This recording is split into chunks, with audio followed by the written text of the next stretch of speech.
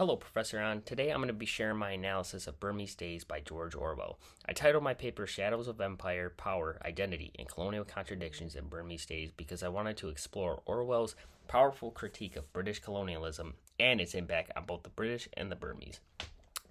Through his characters, Orwell dives into how colonialism distorts identity, reinforces power imbalances, and ultimately benefits only those at the top of the colonial hierarchy.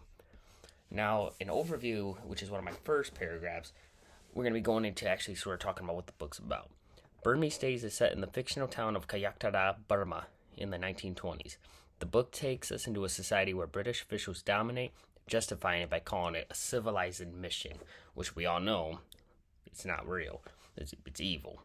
But the story reflects the real-life effects of colonial rule, showing like the difficult, real complex, evil ways that the British rule impacted the Burmese society and identity. Characters like Upokyan, Dr. Veeraswamy, and Elizabeth Lackerstein respond to colonialism in ways that range from adaptation to resistance.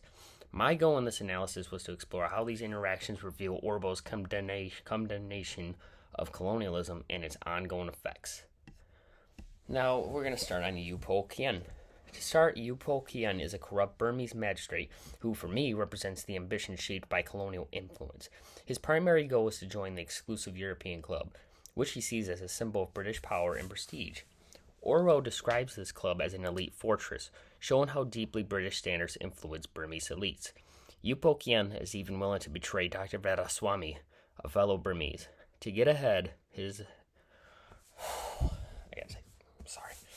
This ambition and willingness to hurt others reveals how colonialism creates self-interest and moral decay, turning people into products of a system they want to join. Practically, they're doing what it takes to become part of this fictional, good society. Dr. Veeraswamy. Now, in contrast, Dr. Veeraswamy represents a Burmese character who is loyal to British rule. He believes British governance brings order and civilization to Burma, and he even views his fellow Burmese as backward. This loyalty shows how colonialism shapes self-perception. Veeraswamy has internalized British ideals over his own culture, distancing himself from other Burmese people. Orwell uses Veeraswamy to show how colonialism doesn't just control land, but also minds, pushing people to adopt foreign values in a way that ultimately strengthens colonial control. Now, to me, this speaks to the British divide and conquer strategy, which has been utilized on almost every continent, and they've done it to every single people. But the divide and conquer strategy, keeping people divided, keeping these powers in control, it makes it easier. Now, the European Club itself is one of the most powerful symbols in the book. It's not just a social venue, but as Orwell describes, the spiritual citadel of British power. The club excludes Burmese people entirely, reinforces British racial superiority, and providing a place for British officials to escape Burmese culture. This exclusivity reinforces the colonial power structure by creating a clear divide between rulers and the ruled. To me, the club symbolizes the very core of colonial arrogance, keeping power in the hands of the British through separation and social hierarchies. Now, Elizabeth Lackerstein, she's a typical prejudice, but she's a British newcomer who comes to Burma. And she adds another layer to the colonial mindset because she was raised in Europe and she already had these certain privileges, but now she's like, oh God, I'm above these people. Let me help them. But no, you're part of the problem. But she quickly reveals she has a lot of disdain, usually using the word primitive, and like, she's very primitive. And I don't know, like she is, quite frankly, she sees them as primitive and unworthy of respect. Now, she even rejects Florey's sympathy for the Burmese, holding lightly to her own prejudice.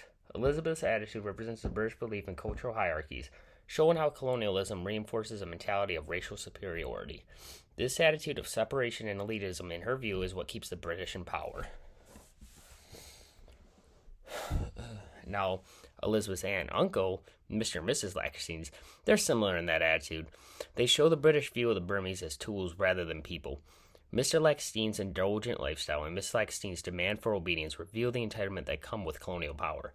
Orwell uses them not only to show how colonialism dehumanizes the local people, stripping them of their dignity and who they are, but reduces them there to mere servants for the British. This theme of exploitation, I believe, isn't limited to Burma, but is part of the larger colonial system, wherever it's practiced. That means in America, the Americas, and in Asia, the Middle East, India, everywhere that the British Empire touched, it was evil. Now, Hahime, now she's a mistress, you know, and of course, she illustrates the effects of colonialism from a gender perspective. Her relationship with Florey is defined by dependency. She relies on him for both financial security and social status. When Florey leaves her for Elizabeth, she's devastated, feeling she has nothing now without you. This moment to me shows the vulnerability and lack of options Burmese women faced. And not only them, but also Native American women, black women, everywhere. But Orwell uses her character to critique how colonialism marginalizes women, puts them into this basket, and says, hey, this is your role. And it plays into that system. And quite frankly, it just shows that it just exploits everybody. Poor people, women, don't matter. You're getting exploited. If you ain't part of the system, you're done. But in conclusion, now concluding terms, Burmese state serves as a powerful indictment of colonialism. But through Upol's, his ambition, Veeraswamy's loyalty, Elizabeth's prejudice, and Hahime's vulnerability, Orwell reveals how colonialism distorts identity, fosters exploitation, and creates a deeply unequal social order. Colonialism forces people to turn against each other for the colonizer's benefit, enriching the elite while degrading the lives and cultures of the local population. Orwell, he called it out, and quite frankly, I'm proud of it. I'm proud of actually, that's why I love these classes, because it's actually we standing up to the system that keeps us separated. It's a practice that still continues to this day in the United States, and it still happens everywhere. But I'm already over my limit. Thank you for listening to my presentation. I hope my analysis provides some insight into what my paper is about. And have a great day, sir.